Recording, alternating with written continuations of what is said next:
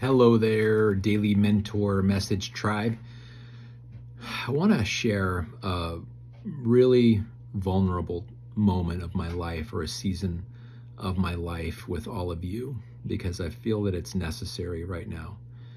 15 years ago, I went through a very massive cluster of very traumatic events in my life that put me in a decision making process that was arguably the most difficult decisions I've ever had to make as a human being, both personally and professionally and paternally. And 15 years ago, I lost my father and my life mentor to esophageal cancer, which was a heavy, heavy blow.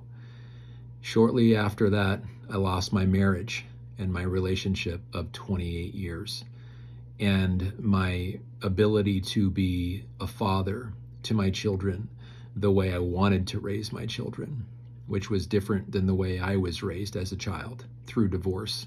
6 divorces between my parents, which just ripped my heart out every single time.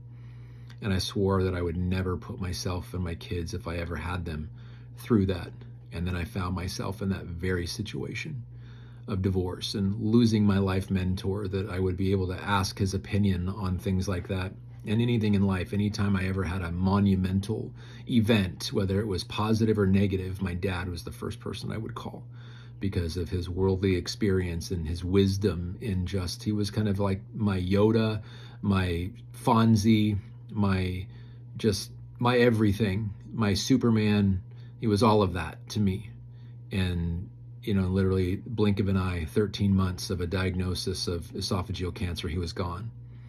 But the day before he passed away, he brought my brother and I into his hospital bed, in a hospital room, and asked us to promise him that we would not find ourselves in his situation as an adult man, apologizing to his adult sons for not spending time with them during their formative years, their growing up years, because he was an entrepreneur building his business and missed, most of our childhood events, baseball games, school events, things of that nature, vacations, family trips, because he was working to provide a living for us.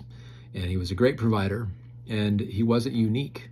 My friends had dads very similar to that. Everybody's dad worked, and it was just kind of a common thing back then. But there was a song called Cats in the Cradle by Harry Chapin that kind of profiled that relationship and that reality very, very accurately. And I remember crying myself to sleep when that song would come on the radio that my dad gave me when I was 7, when my parents got divorced, and living with my mom and only seeing my dad 2 weekends a month. And the reality of that situation was very hard for me growing up, and swore that I would never put myself or be in that situation as an adult with kids, and then found myself in that situation without my father, and at a very difficult time in my life professionally, never seeing my kids. I had a 3, almost 4-year-old son at home that I never saw, and a newborn daughter that I never saw because of the demands of my practice, the 80 to 90 hours a week outside my home from my practice and my radio show as an AM talk radio host. And that keeping that promise to my father was very important to me. But the day after I made the promise to him, he passed, and took with him my ability to keep that promise man to man, but gave me a burden to fulfill that promise and keep that promise. And an opportunity came my way, a very subtle knock that I didn't even hear because I wasn't listening. But I was praying for the ability to be a daddy to my kids as well as doctor to my patients, because being doctor was interfering with daddy time significantly. Missing my son's first word and his first steps and those kinds of things broke my heart, and swore that I would never repeat that with my daughter, and I didn't have to. But an opportunity came my way to get involved in a business that was something that I found out later was going to allow me to be a stay-at-home dad. And so I took advantage of it.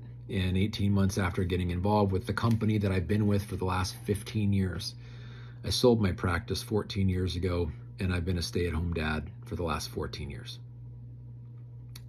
through my son's graduation and all their school events, and being the only dad in the cafeteria, having lunch with my daughter and my son at different times, got interesting looks. The conversations, oh, he must be unemployed. Poor guy.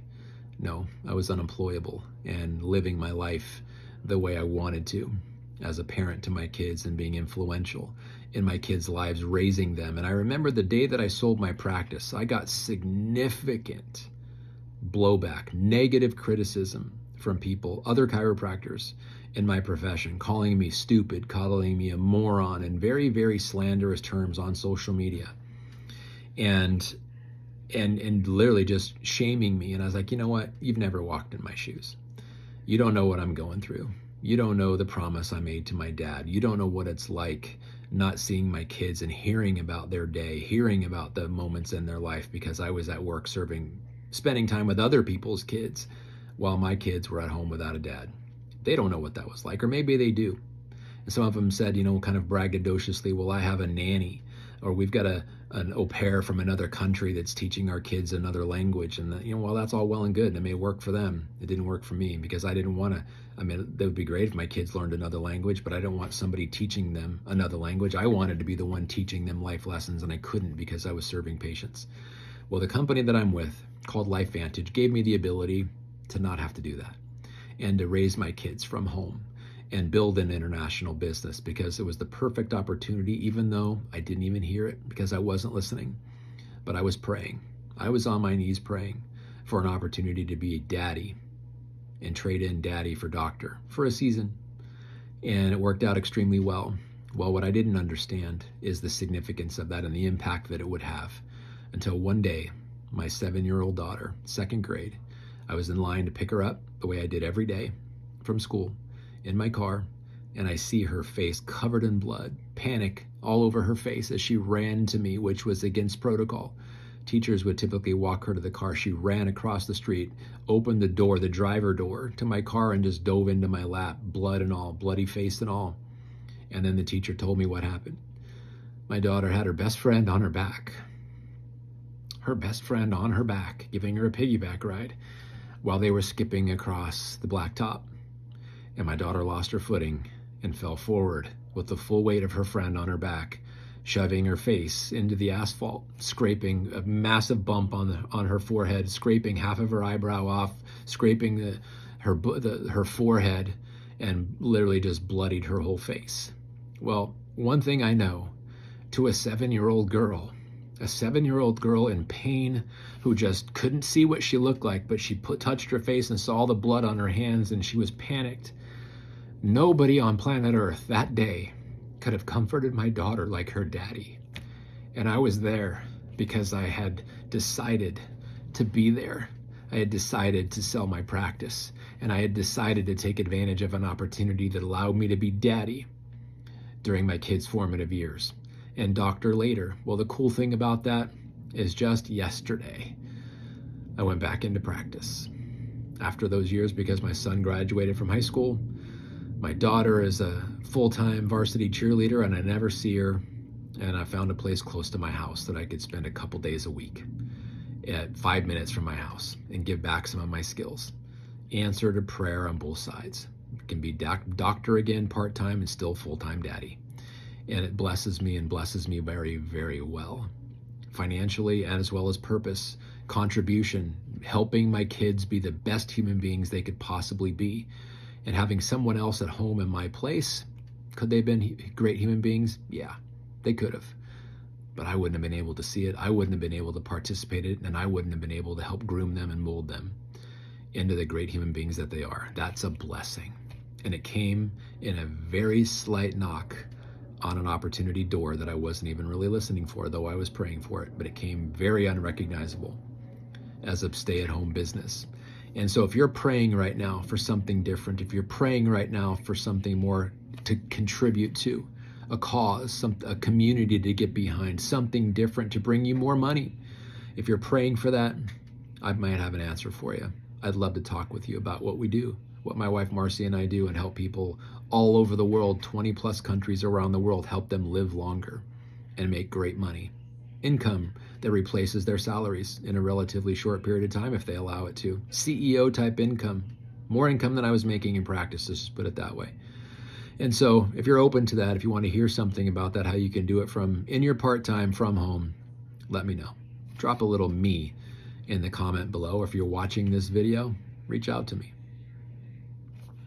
I'd love to help, because if there's something tugging at your heartstrings, something different, something saying, you know what, you need something different, then listen to that voice. Listen to that slight knock of an opportunity.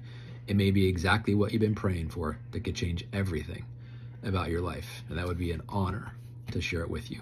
Have a wonderful day. Take care. God bless.